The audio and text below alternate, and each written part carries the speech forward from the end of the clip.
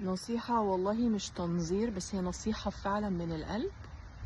لما الدنيا تقسى قوي والألم يوجع قوي وتحس ان في ألم او خوف او حاجة brought you down to your knees، يعني تحس ان هي كده نزلتك على ركبك كده من كتر هول الموضوع، سواء بقى خوف، وجع، احساس بالوحدة، ألم، ايا كان. خد لقطتك وعيش المشاعر وكل حاجة، بس افتكر ان الألم او اللقطة دي ما نزلتكش على ركبك من فراغ. هي نزلتك على ركبك عشان تفكرك ان المسافة اللي فاضلة ما بين اللقطة دي والحل او الفرج هي باقي المسافة اللي باقية ما بين هنا والارض.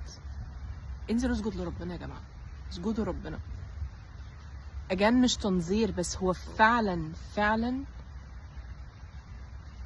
اصعب لحظات حياتنا لما بنطلع براها، وبعد ما نتخطى الموضوع بنكتشف ان الوجع والكسر ده ما كانش لشخصنا، هو غالبا كان للايجو بتاعنا اللي بعدنا عن ربنا. فهو ربنا بيرجعنا بلطفه تاني ليه علشان عايز يدينا الخلاص، عايز يدينا الحل، ان هو في الاخر ربنا هو المسبب الوحيد،